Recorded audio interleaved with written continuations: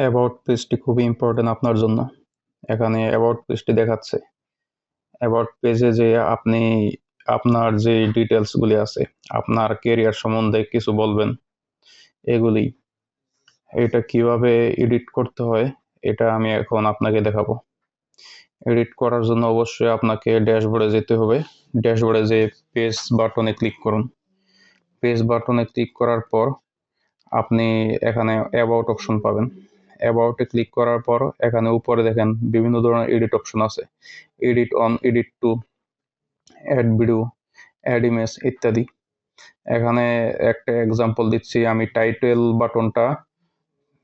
Title জিনিসটা আমি edit করে দেখাচ্ছি। এখন দেখেন এডিট অপশনে অ্যাবাউট যে লেখাটা আছে এটা চেঞ্জ হয়ে যাবে। এটা চেঞ্জ হয়ে এখানে অ্যাবাউট মি টেস্ট আসছে, কারণ আমি এটা চেঞ্জ করছি এই জন্য।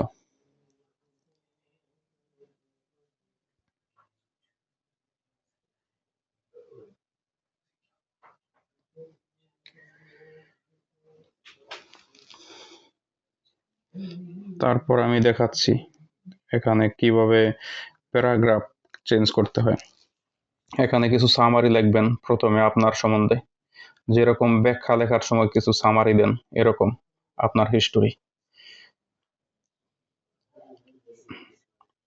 তারপরে রয়েছে প্যারাগ্রাফ ওয়ান, প্যারাগ্রাফ টু, দুইটা অপশন। এখানে প্যারাগ্রাফ ওয়ান আর প্যারাগ্রাফ টু দুইটাও চেঞ্জ করার জন্য আপনার এডিট টুতে যেতে হবে।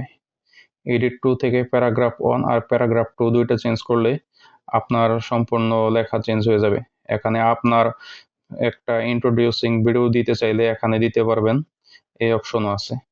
তারপরে আছে add image option. Add image অপশনে আপনার যে ইমেজটা আছে এটা চেঞ্জ করতে চাইলে আপনি অ্যাড ইমেজ বাটনে ক্লিক করে আপনার ইমেজটা চেঞ্জ করে নিতে পারবেন।